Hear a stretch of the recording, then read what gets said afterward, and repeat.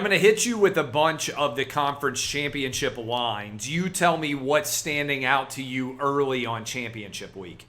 ACC, Pitt, 2.5-point favorite, over under all the way out at 72.5.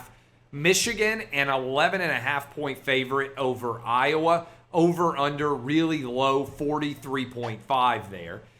We mentioned Georgia, Bama. Georgia, 6.5-point favorite, over under 50.5. These, by the way, FanDuel.com/Outkick, FanDuel.com/Outkick if you want to get your bets in on these lines.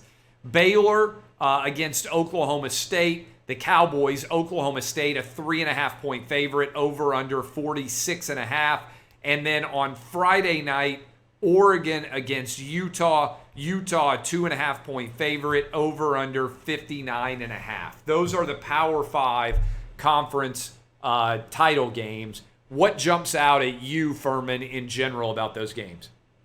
So for me, we can start with the ACC. I actually think Pittsburgh is a little bit too short, honestly, as a 2.5-point favorite, because when you look at what Kenny Pickett has done this season, I mean, his numbers have kind of flown under the radar. And if it was a little bit of a better Pittsburgh team and they hadn't lost to Western Michigan, we'd probably be talking about Kenny Pickett having a chance to get to New York and maybe win the Heisman Trophy, since nobody's run away with it. I look at Pittsburgh on the defensive side of the ball, and I think they're better than Wake. I do give Dave Clawson and company a bit of a coaching edge there, so it's a little bit disconcerting when you're talking about the proximity to campus. But let's not kid ourselves. Wake isn't going to travel all that well, even to Charlotte, which is a prominent hub for a lot of their alums. I think this is a Pittsburgh team that can blitz Sam Hartman. Their defensive line can be disruptive, and I think it's a bit of a short price for Pitt. As far as the Big 12 championship game, I'll look at the total. I know it's come down a touch from the high 40s into that 46.5 range. I still think it's a shade too high. I don't think Oklahoma State is an elite defense by any stretch of the imagination, but at the same time, they're elite by Big 12 standards. I think Baylor a little bit limited with some of their big play potential. We're not quite sure who their starting quarterback is going to be. Meanwhile, on the other side, when you look at Baylor, they gave up explosive plays to Texas Tech and were relatively fortunate to get out of Waco with that win. I think they'll be more buttoned up in this spot. They'll allow Oklahoma State to run the football a little bit, try and keep everything in front of them, and we'll be talking about the first team to 24. So I like that game under.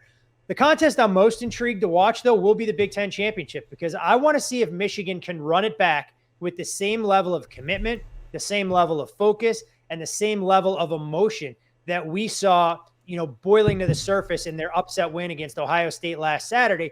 I know people will say it's impossible to get caught in a flat spot in a conference championship game, but all the comments from the players, the fans rushing the field, and everything that went in to finally ending that long, long losing streak against the Buckeyes, I'm not sure that they can bring that level of engagement back. Will Iowa have enough offensively to beat them? Probably not, but I'm not sure Michigan runs away and hides. So I think that's a fascinating watch, especially with such a low total.